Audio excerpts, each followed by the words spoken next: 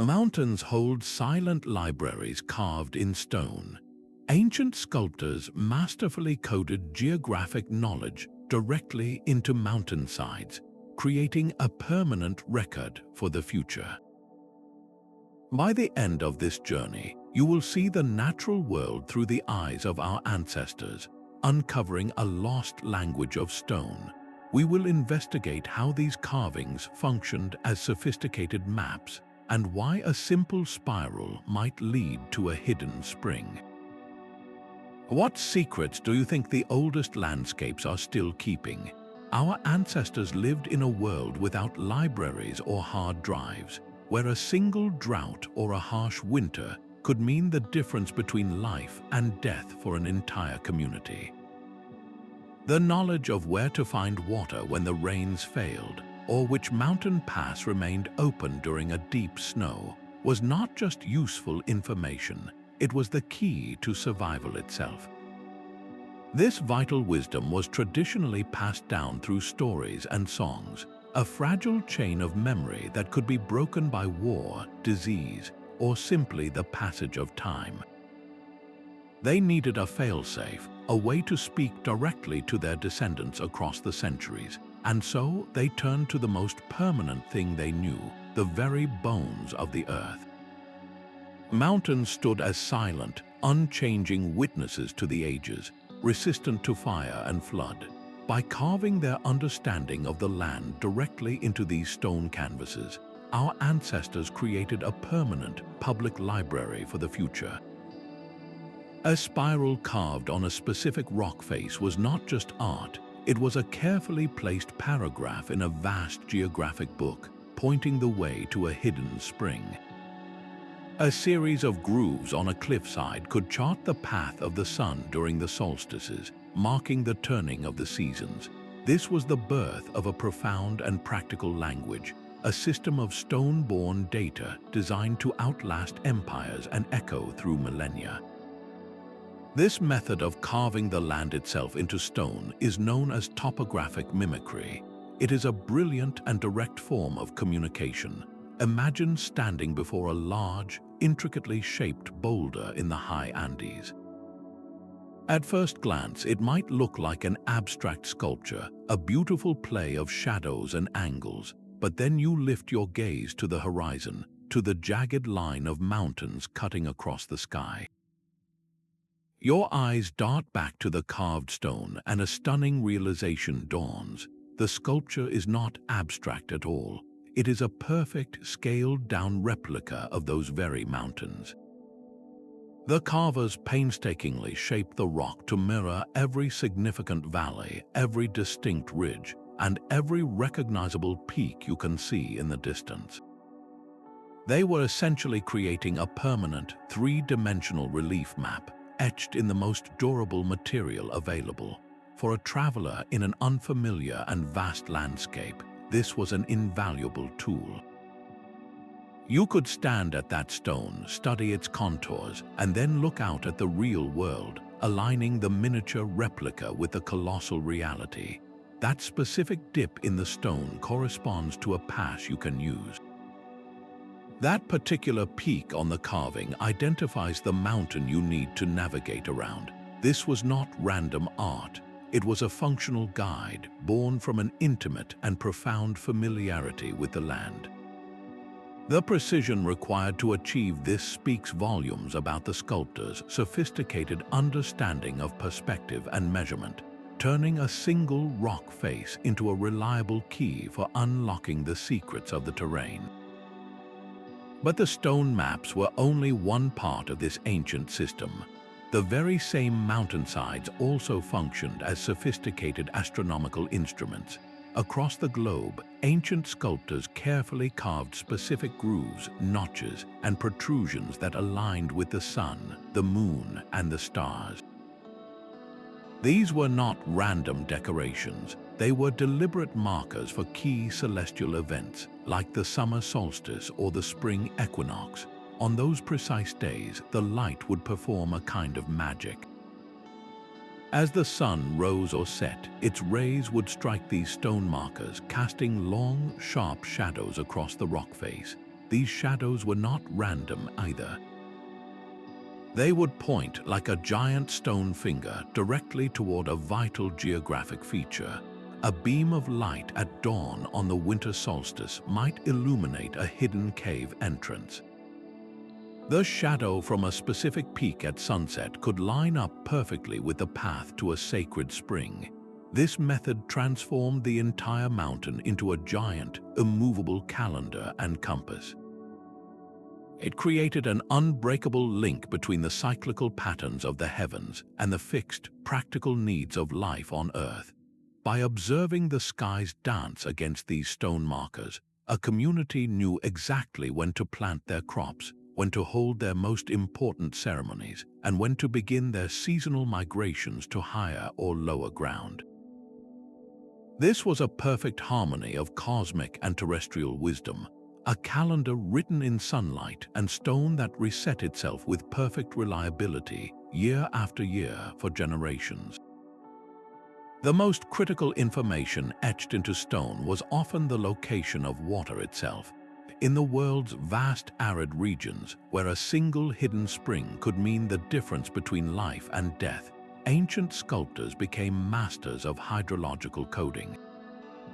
They developed a sophisticated language of stone to mark and map precious water sources, but this was rarely a simple matter of carving an arrow pointing to a pond. Their methods were far more ingenious and context-dependent. A series of spirals carved into a rock face might not be a symbol for water itself, but a visual trail. Your eye would follow these spirals as they snaked across the stone, mirroring the path of a dry riverbed on the landscape, ultimately leading your gaze to a specific spot where a hidden aquifer lay close to the surface. In other places, a specific pattern of dots or grooves could function as a practical instruction manual. 3 deep dots might indicate you needed to dig 3 arms lengths down to reach the water table, while 5 shallow ones signaled a much deeper, more challenging excavation. Sometimes the most powerful clue was not in the carving, but in its very placement. A solitary, strangely shaped boulder in an otherwise flat and featureless plain was not a random landmark.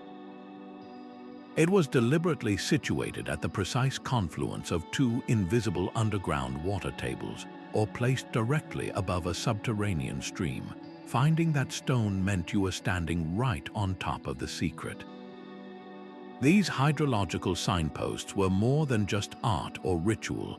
They were essential public infrastructure carved in granite. They ensured that the life-giving secret of water remained accessible to everyone, even during a generations-long drought or for a traveler completely new to the land. The stone held the memory of the water, waiting patiently for someone who understood its silent language. Yet these stone libraries were not always filled with literal maps. Many of the most enduring carvings are a gallery of abstract shapes, a silent symphony of zigzags, concentric circles, and labyrinthine patterns etched into the rock. To our modern eyes, they might look like ancient art, pure decoration left by a long-vanished people, but to the initiated, these geometric forms were a precise and reliable language. A single zigzag carved into a boulder was rarely just a pretty line. In one context, it could be a stark warning, representing the path of a lightning bolt that frequently struck a specific, exposed peak, marking it as a place of danger during a storm. In another, that same zigzag might be a life-saving diagram, charting the only safe, switchback path down an otherwise impassable cliff face. The pattern was a visual instruction, telling you exactly where to place your feet. Similarly, a set of concentric circles was more than a target. The central point often marked a place of great importance, perhaps a hidden oasis or a sacred meeting ground. The rings radiating outward from the center were not arbitrary. They could represent a day's walk or the boundaries of a hunting ground belonging to a specific clan. This was complex spatial information condensed into a simple, unforgettable image. Deciphering this code, however, requires more than just looking at the symbol. A spiral might mean a water source to one culture, but a dangerous whirlpool to another who lived by a great river. The true meaning is unlocked by the land itself and the stories of the people who lived there. The universal purpose, though, remained the same. These symbols were a durable visual shorthand, a way to compress a whole set of navigational rules and territorial knowledge into a single, weatherproof mark that could last for thousands of years. These abstract symbols find their grandest expression not on cliffs, but on the desert floor. Stretching across the high plains of Peru, the Nazca lines present one of history's most breathtaking mysteries. While these are not mountainside carvings, they represent the same driving impulse to code the landscape on a monumental scale. These geoglyphs are immense line drawings of spiders, monkeys, and hummingbirds, so vast they can only be fully appreciated from the sky. For decades, their purpose has been fiercely debated. Were they a giant astronomical calendar or sacred pathways for ritual walks? Another compelling theory suggests they were a sophisticated form of geographic communication, a direct parallel to the stone carvings we have explored. Look closely at the straight lines that crisscross the desert. Many of these lines are not random. They align precisely with the distant peaks of the Andes Mountains, creating a permanent visual connection between the flat plain and the towering horizon. Other lines and figures point unerringly toward sources of something even more precious than a landmark: water. They mark the course of subterranean aquifers, the hidden rivers that flow deep beneath the arid surface. Creating these precise formations required an astonishing mastery of geometry and surveying over immense distances. The Nazca people effectively transformed their entire world into a single, massive text. They integrated the earth and the sky into one coherent message. This was not a message meant for the gods alone. For a traveler who understood this code, a specific animal figure might not just represent a creature. It could signal the direction to a life-saving water source, its long beak pointing the way like a stone compass needle. The entire pampa became a permanent public map written on the land itself. Yet a carved mountain was never meant to be read in silence. These intricate symbols and alignments formed just one half of a perfect partnership, a brilliant system where permanent stone and living memory worked together. The stone itself was the durable, unchanging textbook, carved to withstand centuries, but the oral tradition was the dynamic curriculum, the living voice that brought the stone to life. An elder or a shaman would stand before a spiraled rock face with a new generation gathered around. They would not simply point at the carving and state a fact. They would tell a story. Their finger would trace the path of the spiral while they narrated the journey of a legendary ancestor who followed that very pattern to find a hidden spring during a great drought. They would sing a song that encoded the number of days' walk represented by the rings of a circle. The stone provided the anchor, the visual proof that never faded. The spoken word provided the context, the nuance, and the adaptable wisdom.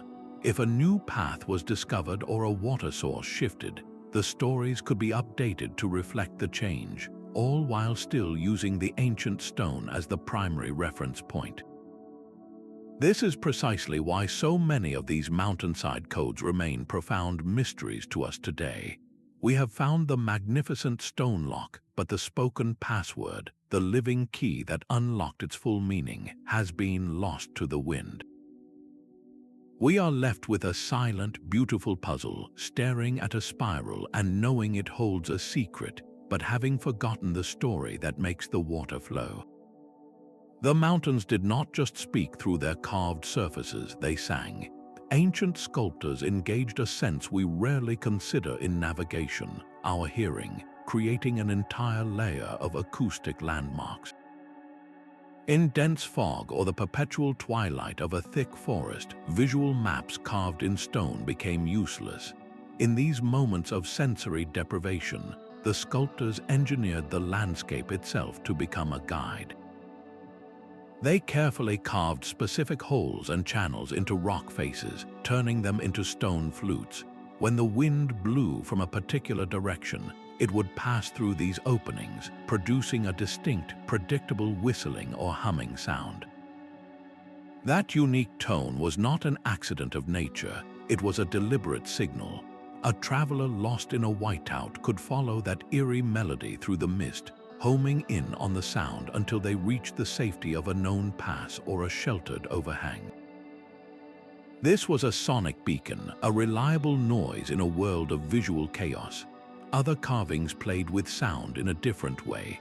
A large, flat rock surface, polished and angled with incredible precision, could function as a perfect sound reflector. If you stood in exactly the right spot and clapped your hands, the mountain would answer you. Instead of a normal, diffuse echo, you would hear a sharp, distinct bouncer back from a specific direction. That crisp echo was not just a reflection, it was a pointer. It might be bouncing off the entrance to a hidden cave, invisible behind a screen of trees, or warning you of a sheer cliff face just beyond the next ridge. By listening to the land, you could literally hear the shape of the terrain. This auditory coding reveals a breathtakingly holistic understanding of the environment. It shows that our ancestors did not see the mountain as a silent, passive object.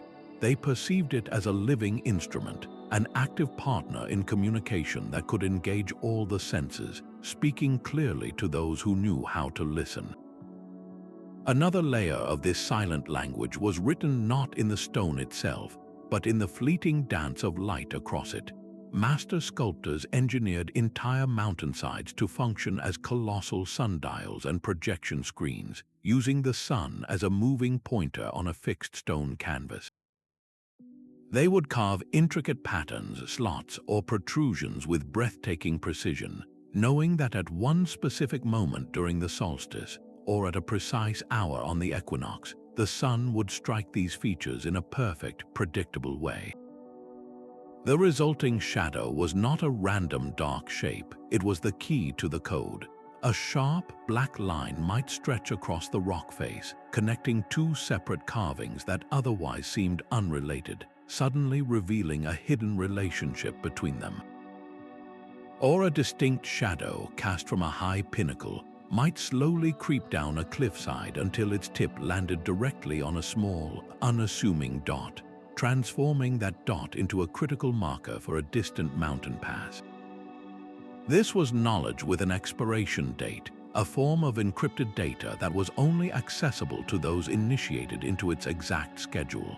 If you did not know to be at that specific rock at the crack of dawn on the first day of summer, you would miss the message entirely. The mountain remained silent. This method transformed the daily journey of the sun into a dynamic, interactive display. It meant the landscape itself was not a static map, but a living one, where light and shadow became the active components of the geographic message, revealing its deepest secrets only to those who were patient enough to wait and watch for the right moment. The stone's ability to speak across millennia was never a matter of chance. Every mark, every symbol, and every alignment was carved with the future in mind, a deliberate act of preservation that began with the very choice of stone itself. Ancient sculptors were not merely artists, they were master geologists, possessing a profound understanding of which rocks could hold a message for 10,000 years. They knew that a soft sandstone, while easy to carve, would be erased by wind and rain within a few centuries, its vital information lost forever, so they made strategic, location-specific choices. In regions blessed with it, they sought out the unyielding hardness of crystalline granite, a volcanic rock that laughs at erosion. Carving it was a monumental task, demanding immense effort and specialized tools, but the result was a near-permanent record. In other areas, they might select limestone, a sedimentary rock that offered a perfect balance. It was soft enough to be shaped with relative efficiency, yet still durable enough to withstand the elements for countless generations, preserving its crisp lines. The placement of the carving was just as calculated as the material. A sculptor would never casually choose a rock face battered by the prevailing winds and driving rain. Instead, they would seek out a protected overhang, a north-facing surface sheltered from the sun's harsh bleaching and the storm's direct fury. They understood the environment as a relentless editor, and they worked with it, not against it. This meticulous selection process reveals a breathtaking long-term vision. These individuals were not thinking in years or even in lifetimes. They were planning for a future so distant they could never truly envision it. They were ensuring that when a traveler, perhaps 1,000 years later, desperately needed to find water, the stone would still be there, its message clear and its guidance unwavering. This was an act of profound responsibility, a conversation with the unborn, written in the most enduring language our planet has to offer. High in the Camonica Valley of the Italian Alps, a different kind of stone library covers the glacial rocks. Here, ancient artists pecked thousands of images into the stone surfaces, creating a sprawling gallery that stretches back to the Iron Age. While many carvings vividly depict scenes of warriors in duel and figures in ritual procession, another set of symbols has long puzzled interpreters. Scattered among the dramatic human tableau are countless geometric patterns, what some researchers call topographic figures. At first glance, these collections of dots and wandering lines seem purely decorative, a simple visual rhythm against the more exciting narratives. But look closer with the eye of a traveler who knows the land. The arrangement is not random. Specific clusters of cup marks, those small, man-made circular depressions carved into the rock, align in a distinct formation. When you compare this pattern to a map of the valley itself, a stunning correlation emerges. The dots mirror the exact positions of the surrounding hilltops as seen from that very spot. A meandering line etched beside them does not represent a snake or a river god. It traces the actual, physical path of a local stream flowing through the valley below. This was not abstract art. It was a schematic map, a practical cartographic guide etched in stone. The genius of the Camonica Valley carvers lies in their seamless fusion. They embedded a perfectly functional, readable guide to the local terrain directly into their rich tapestry of cultural expression. A single rock face could tell the story of a great hunt while also providing the geographic key to the very landscape where that hunt took place. The art remembered the event and the map remembered the place, ensuring that both the legend and the location would endure together, forever linked in stone. The stone was not merely a canvas, it was a chapel. For the people who carved it, the entire landscape pulsed with spiritual energy. A mountain was far more than a collection of rock and soil. It was the sacred home of a powerful god or the revered dwelling place of ancient ancestors. This profound belief transformed the act of carving from a simple technical task into a deeply holy ritual. When a sculptor carefully etched a spiral pointing to a hidden spring, they were not just recording data, they were inscribing a divine revelation onto the dwelling of a deity. The knowledge of where to find water was not just survival information, it was a sacred gift, a direct answer from the mountain itself. This powerful fusion meant that the coded instructions were treated with immense reverence. A path to a water source marked on the side of a holy mountain became a pilgrimage route. Following its guidance was not just a journey for sustenance, it was an act of worship. The lines between a practical map and a religious icon blurred completely. The mountain became the ultimate anchor for a community's existence. It provided the physical water needed for life and the spiritual meaning that made that life worth living. This sacred status acted as the ultimate preservation mechanism. To deface or ignore the carvings was not simply a foolish act, it was a profound sacrilege. The very spiritual beliefs that saw gods in the stone were the same forces that guaranteed its survival, protecting the vital geographic knowledge for countless generations to come. Some carvings were never meant to be read from a single viewpoint. They demanded movement, transforming the traveler from a passive observer into the active protagonist of a story written in stone. This sixth method, pathway sequencing, turned an entire mountainside into a narrative journey. Imagine walking an ancient trail and coming across the first in a series of carved panels. It shows a hunter, his body angled, facing a distinctively shaped mountain peak in the distance. You take a few dozen more steps along the path, and the next carving comes into view. This one does not show the mountain, but instead depicts a specific, gnarled tree species known to grow only in a particular valley. You continue, and a third panel illustrates a successful river crossing, the water swirling around the legs of the figure. Each stone panel is a single page in a geographic storybook, and the only way to read it is to physically walk the path, turning the pages with your own feet. The sequence provides a foolproof, step-by-step guide. The first carving gives you your long-range bearing, the second confirms you are in the correct intermediate zone, and the third prepares you for the specific challenge ahead. This method brilliantly compensates for the limitations of a single, static map.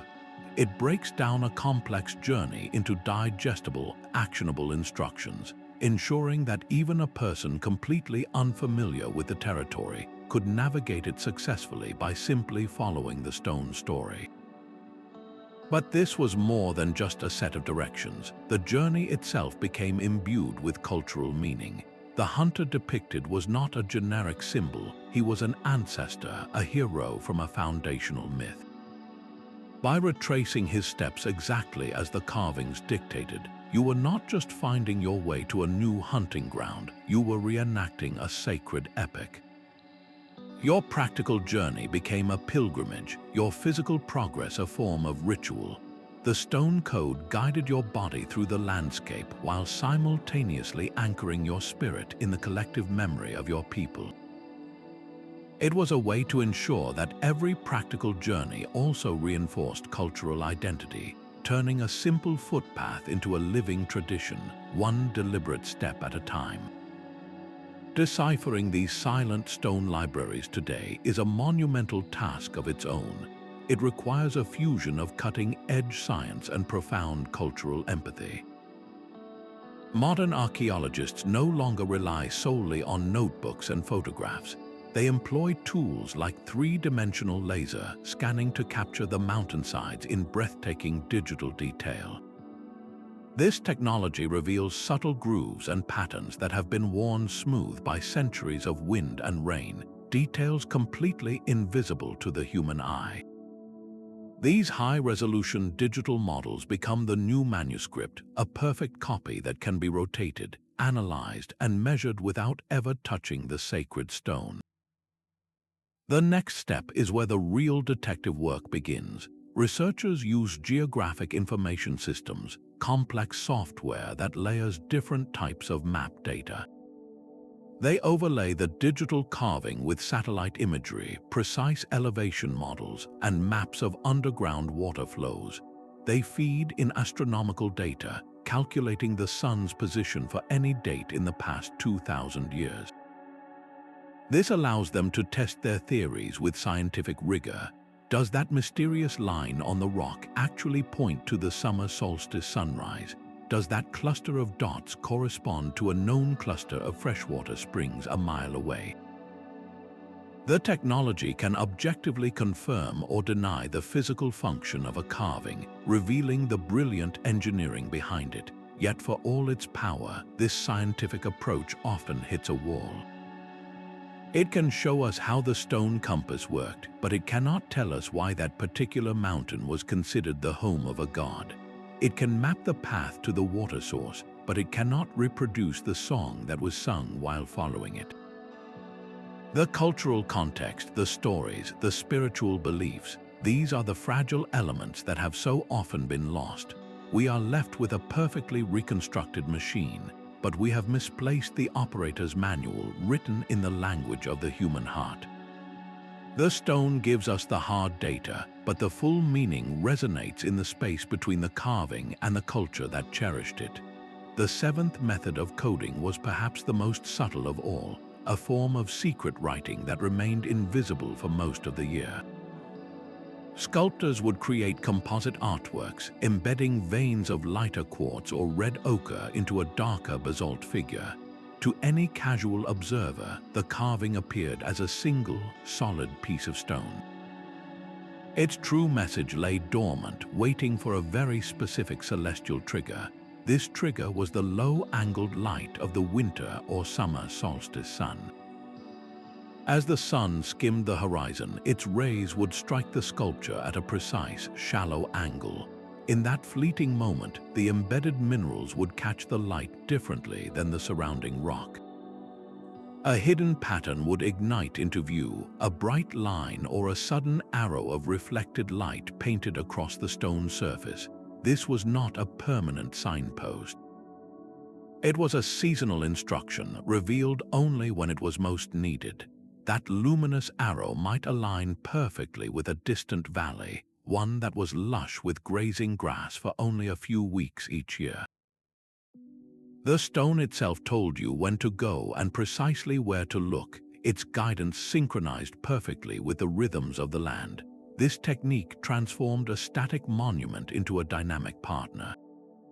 It was a calendar, a compass, and a map fused into one, using the sun as a key to unlock a message that was literally written in the stone, waiting for its brief moment to speak.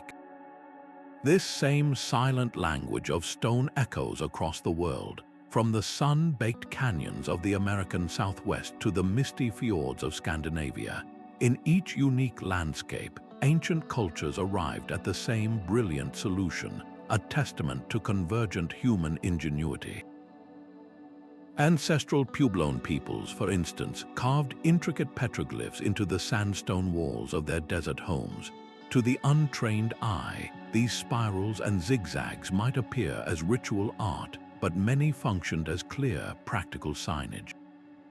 A particular bighorn sheep symbol could mark the beginning of a safe trail down a treacherous cliff face, while a series of concentric circles might be found near a hidden seep spring, its meaning as clear as a modern-day water fountain icon to those who lived there. The canyon walls themselves became a public bulletin board, its messages ensuring survival in an unforgiving environment. Far across the globe, the Vikings of Scandinavia employed a different but equally geographic form of stone coding. Their massive runestones, often erected as memorials, frequently contained more than just the name of a fallen hero. The runic inscriptions would sometimes describe the local terrain in precise detail, marking the boundaries of a family's land or memorializing a particularly important trade route established by the deceased. A stone might state that it stands near a certain ford in a river, or that it looks out upon a specific bay where ships could safely harbor. This permanently carved the knowledge of territory and travel into the landscape, turning a piece of rock into both a historical record and a functional landmark for generations of travelers. Even more complex networks of meaning were carved into the mountains of India. Here, master sculptors shaped entire mountainsides into elaborate Hindu temples. The placement and alignment of these rock-cut marvels were never accidental. Specific carvings on one temple, perhaps a directional symbol or a carefully positioned statue, would point precisely toward another distant temple, often miles away across impossible terrain. This created an entire pilgrimage network coded in stone, guiding devotees on a spiritual journey from one sacred site to the next. The journey itself became a form of worship, with the mountain carvings serving as both a physical and a divine map. While the symbols and styles differ dramatically, the underlying purpose was universal. Separated by vast oceans and millennia, cultures from every corner of the earth independently discovered the power of stone. They all faced the same fundamental challenges: how to navigate immense territories, how to manage precious resources, and how to define their place in the world. And they all converged on the same durable technology, turning the living rock beneath their feet into a permanent, speaking library for the future. But the very permanence these master sculptors fought so hard to achieve is now quietly crumbling. The mountains they trusted to hold their messages for 10,000 years are slowly being edited by the elements. Natural erosion, once a slow and predictable process, has been dangerously accelerated by modern realities like climate change and acid rain. Delicate grooves that once pointed unerringly to a mountain pass are now being filled in by stubborn, slow-growing lichen. Sharp lines that cast critical shadows at the solstice are being rounded off by the relentless cycle of freezing and thawing, a process called frost wedging that slowly pries the rock apart from within. With each passing storm, water runoff carries away a little more of the stone's surface, blurring symbols that have been clear for millennia. This is a silent crisis, a race against time where we are losing paragraphs, entire chapters from the world's oldest library.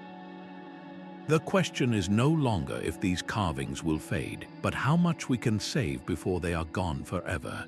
In response, a global effort has begun, a technological rescue mission to preserve what the stone can no longer hold.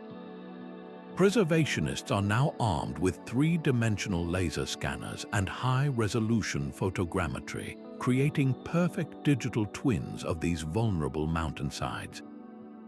They are building a virtual archive, a backup copy of humanity's stone-born wisdom, ensuring that even if the original weathers away, the knowledge it contains will not be lost a second time. This urgency is about far more than saving ancient art. It is about salvaging a unique and irreplaceable library of environmental knowledge. These carvings are a direct line to how our ancestors survived and thrived in a changing world. They hold records of historical climate patterns, of water sources that flowed then and may flow again, and of sustainable land use practices that we, in our modern arrogance, have long since forgotten. By saving these codes from the mountain, we might just be saving the instructions for our own future. The eighth method of this ancient code relies entirely on the language of size. A carving's dimensions were rarely arbitrary. They were a direct visual shorthand for distance and importance. A massive, intricately detailed bison etched onto a cliff face did not simply mean that bison existed in the area. Its sheer scale communicated a critical piece of information: that the primary hunting grounds for this vital resource were a full day's hard journey away. The size of the symbol was a direct reflection of the effort required to reach the reward. Conversely, a much smaller, more crudely drawn bison found on a rock near a village settlement sent a completely different message. It indicated a secondary, less abundant hunting site that was much closer, perhaps only a few hours' walk. This system of relative scale allowed a traveler to instantly assess their options, understanding not just where to go, but the investment of time and energy each destination demanded. This visual hierarchy could also be contained within a single, powerful panel. A carver would depict a towering, dominant mountain peak, and at its base, they would etch a human figure so minuscule it was almost swallowed by the stone. This was not a mistake in perspective, it was the entire point. The juxtaposition was a deliberate and immediate communication of the mountain's daunting physical reality. It told the viewer in a single glance that crossing this pass would be an arduous, multi-day undertaking that required significant preparation. This method transformed a static image into a dynamic experience, conveying the emotional and physical weight of a journey before a single step was even taken. It was an intuitive map of effort where the stone itself whispered the challenges that lay ahead. The sheer physical presence of an Olmec head is a message in itself. Carved from single blocks of volcanic basalt, these colossal portraits stand as tall as a modern single-story house, their weight exceeding 20 tons. Moving just one of these stones from the distant quarries to their final resting place would have been a staggering feat of logistics and labor, a clear demonstration of a ruler's ability to command immense resources. And where they chose to place these monuments is just as telling as their creation. These massive heads were not tucked away in hidden royal courtyards. They were positioned deliberately in the landscape, often at the very source of a life-giving river or at the narrow entrance to a wide, fertile valley. Imagine approaching such a place as a traveler or a member of a neighboring group. Your journey leads you to a crucial water source, and there, staring out from the earth with an impassive, stoic gaze, is the unblinking face of a powerful leader. The message is immediate and requires no translation. This land, this water, this entire route is under my control. The head itself becomes the ultimate border marker, a fusion of political authority and the geography it commands. It codes a simple, territorial fact directly into the terrain, transforming a portrait into a permanent, unyielding claim over the most vital resources a civilization could possess. These master sculptors were the architects of a living library, and their craft demanded more than just skilled hands. It required a mind trained to see the landscape as a complex, interconnected text. The creation of these enduring codes was not a solitary genius at work, but the result of a carefully guarded intellectual tradition passed from master to apprentice over generations. We can envision a young apprentice, perhaps a teenager, chosen for their sharp memory and keen observation. Their training would have been a holistic and demanding education spanning years. It began with the stone itself, learning to identify which types of rock could hold a message for millennia and which would crumble in a century. They would practice with hammerstones and antler chisels, not on a sacred mountainside, but on discarded boulders, mastering the precise pressure needed to carve a clean, lasting line without fracturing the entire slab. But the technical skill was only the foundation. The true education was in the land. A master would lead their apprentice on long, arduous journeys across the territory, walking the very paths the stone codes would one day describe. They would stop at high vantage points, and the master would point, not just naming a distant peak, but explaining its relationship to the water table, its exposure to the winter winds, and its role in the seasonal migration of game. The apprentice was not just learning to draw a map, they were learning to feel the geography in their bones. They had to internalize the rhythm of the sun and stars, studying with elders who could predict the solstices and equinoxes with uncanny accuracy, understanding how a single day's light could transform a silent rock into a speaking guide. And they had to commit to memory the entire symbolic lexicon, the meaning of a spiral in one valley versus its meaning in the next, the warning in a zigzag, and the promise in a cluster of dots. This was a sacred trust, the transfer of a community's entire survival manual. The final test for an apprentice was likely as practical as the knowledge itself. The master might lead them to an existing, complex carving on a mountainside, a panel full of spirals, lines, and dots. Then they would pose a challenge. Point the way to a new, recently discovered water source. Mark the safest route around a recent landslide. The apprentice would then have to design and carve a new element into the existing code, one that was visually harmonious and, most importantly, functionally perfect. A single mistake in the symbol, its placement, or its alignment could mislead an entire generation. Success meant they were no longer an apprentice. They had become a master, a living key to the stone library, ready to take on their own student and ensure that the silent conversation with the future would never be broken. The ninth method turned the mountain into a living field guide, using the language of life itself. Ancient sculptors did not just carve abstract shapes, they meticulously depicted the local plants and animals. But these were not simple decorations or hunting trophies.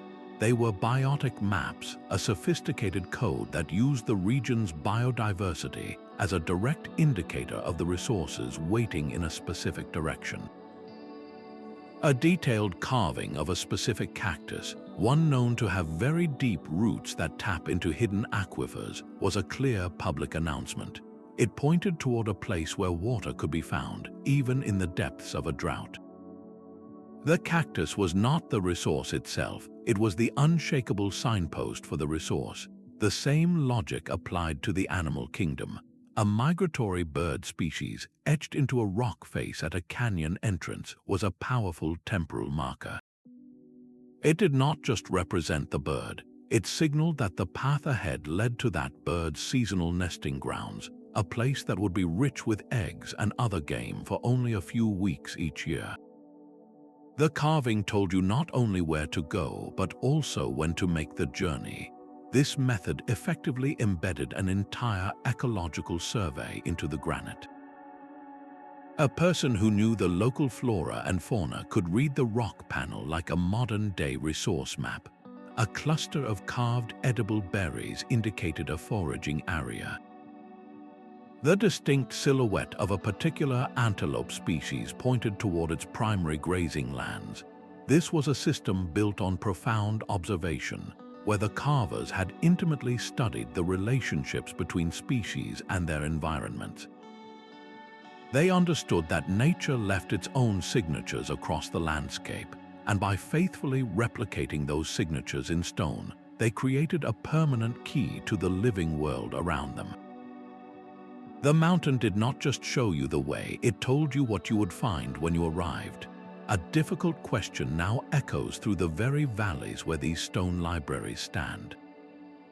As the world learns of their existence, we face a modern ethical dilemma, a clash between the desire for access and the absolute necessity of preservation.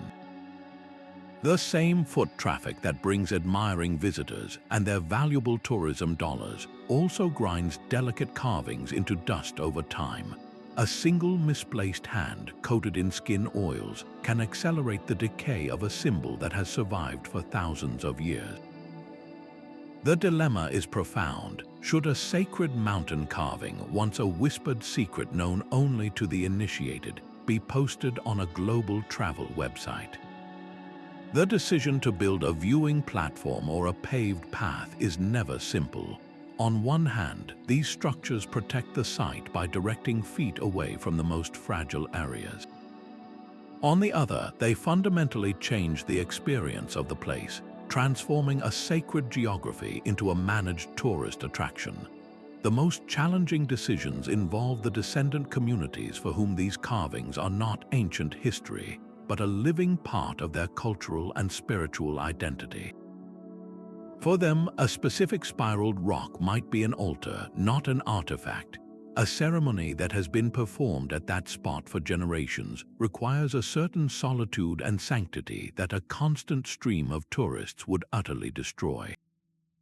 There is no easy answer. How do we balance the right of a culture to protect its sacred sites with the world's desire to learn from and appreciate a shared human heritage? This is not just a logistical problem, it is a deep question of respect. The path forward requires listening more than speaking, understanding that the most important codes etched into these mountains are not just geographic but cultural. Preserving the stone means honoring the living people for whom it still speaks. Finding that balance is perhaps the most important map we have to decode today. The ultimate expression of this ancient wisdom lies not in a single symbol, but in a symphony of them. the most advanced sites function as integrated data hubs, where multiple coding methods are woven together into a single, layered information system. Picture one monumental panel on a mountainside. Its primary shape is a masterpiece of topographic mimicry, its curves and ridges perfectly mirroring the distant mountain range you can see on the horizon. This gives you the big picture, the general lay of the land, but then, carved directly onto that miniature landscape, you find the precise silhouette of a migrating caribou. This is the Biotic map telling you that the valley beneath that specific peak is the animal's seasonal route. A deep groove is etched across the caribou's path, and you realize this line aligns with the setting sun on the first day of autumn. The celestial alignment now provides the timing, telling you exactly when to travel to that valley for the most successful hunt. And finally, a series of dots, a pathway sequence, leads away from the main panel, showing the actual step-by-step trail you must walk to get there. This composite approach meant the same rock face could be read at completely different levels, depending on who was looking.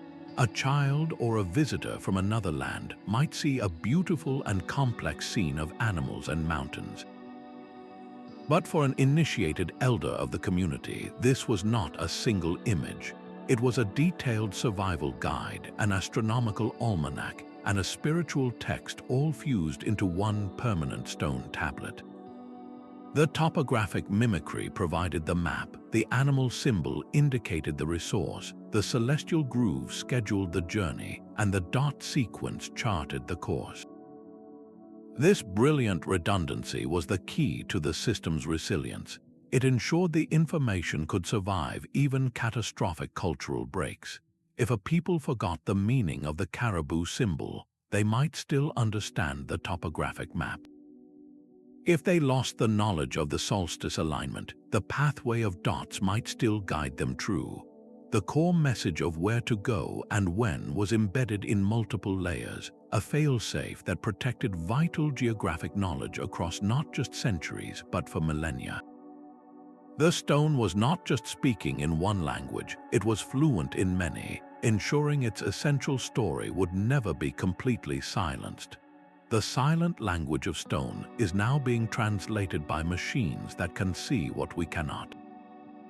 High above the Earth, satellites equipped with advanced sensors like LiDAR, which stands for light detection and ranging, are scanning vast landscapes, piercing through dense forest canopies and brushing aside centuries of soil to reveal the ghostly outlines of ancient geoglyphs and colossal alignments. These are not carvings on a mountainside, but earthworks and pathways sculpted into the very skin of the planet, formations so immense and perfectly integrated with the terrain that they are completely invisible to anyone standing on the ground. This is the first step in a technological revolution, a shift in perspective that allows us to see the land as the ancient master sculptors did, not as a collection of individual sites, but as a single, interconnected text. From this bird's eye view, a wandering line that seems meaningless from a trail becomes a clear arrow pointing toward a distant mountain pass. A cluster of mounds in a valley resolves into a perfect mirror of the stars in a specific constellation.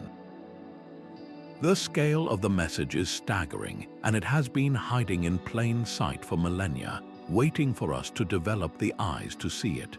But the sheer volume of this new data is itself a new kind of wilderness. A digital landscape of billions of pixels and countless data points far too vast for any single researcher to navigate.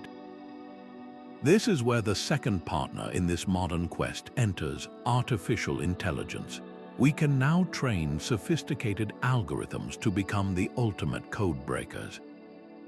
An eye does not get tired. It does not have preconceived notions. It can be fed every known photograph, every three-dimensional scan, and every satellite image of ancient carvings from every continent. Then it begins its work, searching with inhuman patience for subtle patterns and correlations that our own minds would inevitably overlook.